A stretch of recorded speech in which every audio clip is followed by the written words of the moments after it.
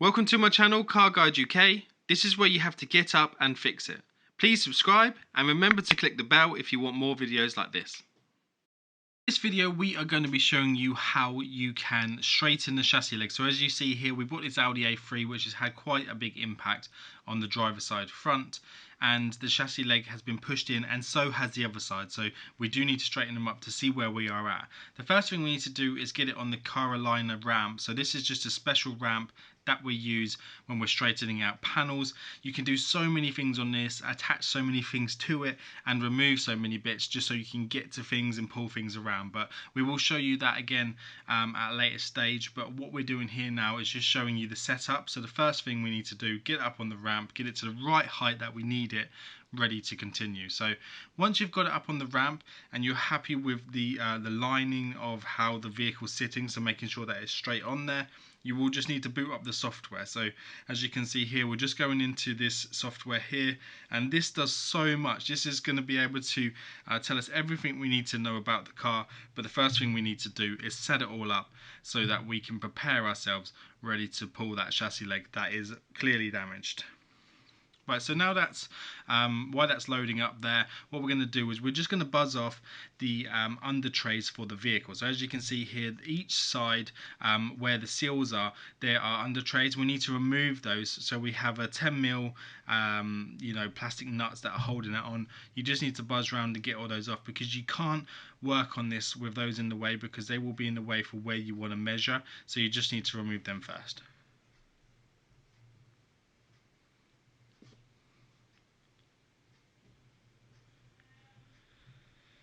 Once you have that out of the way, you just need to go back onto the software and choose your vehicle. So ours is there, so the 2003 to 2012 one on the Audi A3, and that will line up all the points. So this is just telling us where we need to put the brackets to hold the vehicle in place, because this is going to be our points, and it's telling us here the length that they want it to be from the back of the wheel. So it's the center of the wheel all the way over to where it says. So you want to just make sure you get the measurements right, and then the furthest one away, mark them with a little bit of masking tape, as you can see there. Once you're happy, then you can load that into the system to say that that's all selected, and then you can press OK, which will load up the next page ready for us to continue. So what we need to do now is we need to just check and go into the next mode. Just wait for that to load up. We're doing the loading part in real time, guys. Yeah, so there you go. So once that's gone through, so it wants to know whether the engine's in or out. We've taken the engine out, so we're going to do it out, because we can't really get to the things we want to, and it's too much of a stretch to have the engine in there to be able to do that as well, which is not fair on the engine, because we don't want to damage that, even though the engine took a bit of a hit. But the next thing we do is we just put this jack in place. So that is to just get the vehicle up out the way. As you can see, we've already removed some of the bits where the car was sitting on, because we want to make sure that all of those are out the way, and pretty much the car will be floating on those 2 points one side and the 2 points the other side. You just need to set up the ramp. There's so many attachable and detachable parts that you can put on here for the vehicle, to add stuff to it and to move things around. It's such a clever device, really is. Right, so as you can see here, this is just me setting up, getting ready for the car to be put into position. So what we're doing here is we're holding it up out the way with the jack. So the jack holds it up, and we just need to attach these brackets where the masking tape is. We want it in the center, so that we're making sure that that is where they want us to hold the vehicle, because once we measure the points underneath, everything will line up perfectly and tell us how far out our chassis leg is going to be. This is a little bit of a process, so we're just going through showing you how this is, and just kind of showing you how it's all set up, ready to start the pulling.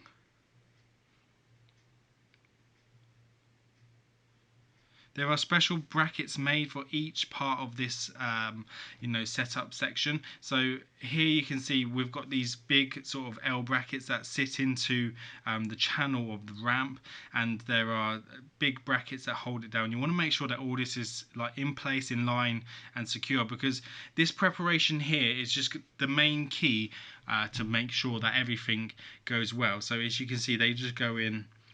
You have to get them right, and then they twist, so you just got to get them in a certain way. There you go, that sits in like that, and then the bolts just go over the top. and then that holds it in place. There's another one for the other side, but you need to make sure all this is secure, because this is going to be pretty much, the car is going to be hovering on these two brackets each side. So you will need to repeat this process the other side to make sure that everything is done and lined up in place.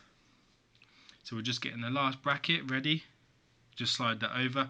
All of this equipment is just absolutely superb, and then that's what's going to hold on to the seal ready to be put into position. So once you've got it in and you've got your tape lined up with the center of that, you just want to make sure that you buzz it all up just so that everything is held in place. So we're just showing you here, we've removed the sound because it's quite loud, for the device to be set up. So as you can see now, we have all our points, so we just need to click on where our points are.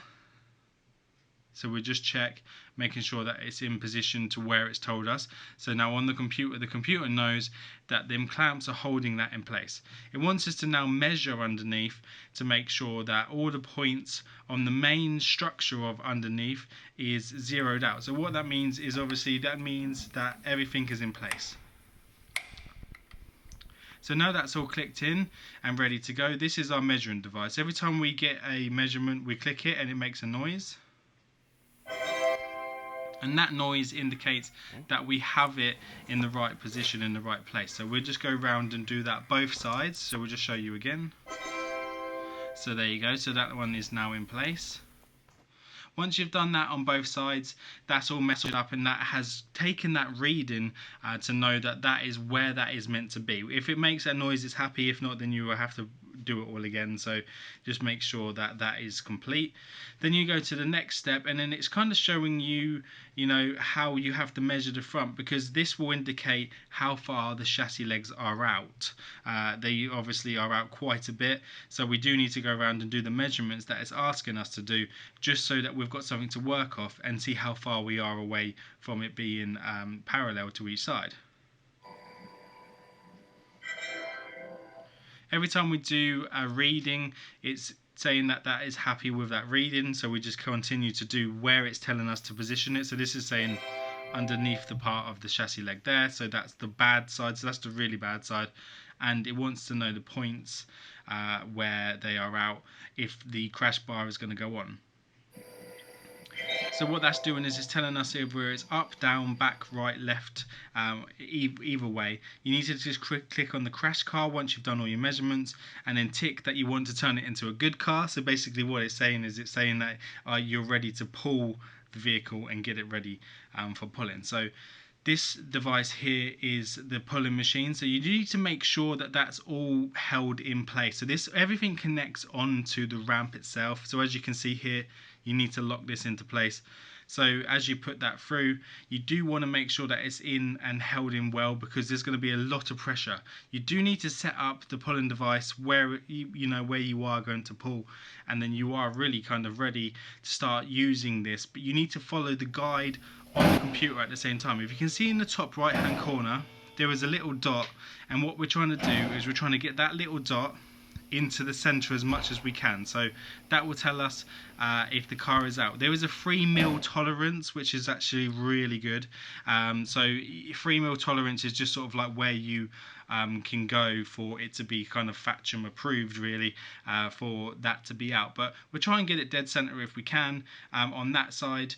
I do need to tell you a little bit about the driver side one, which I'll tell you about in a moment, but I'm just showing you us setting this up. So all you need to do when you are pulling a chassis leg and you are trying to get it into the position that you want to get it into, you do need to pull it like way over. So say if you've got 5 mil, you're 5 mil out, you might have to pull it as much as 20 to 30 mil before it will spring back into the position you want it. So we will get some good shots of pulling the leg, and we have a little bit of footage of us doing it so that you know when it clicks into place. That's a good pull, so I will show you that in 1 second.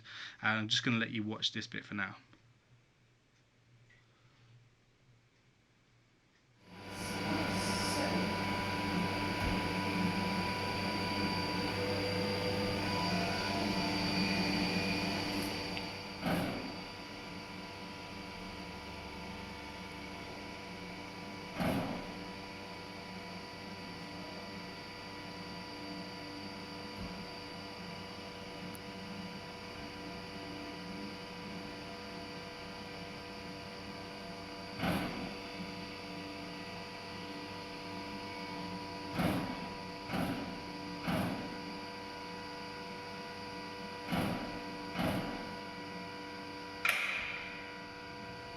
So as you can hear there, guys, that was a little click that we wanted to hear. So that was, that doesn't mean that obviously that's where it's got to go, but that just means that that's where the metal has been pushed so far that it needed to be stretched out.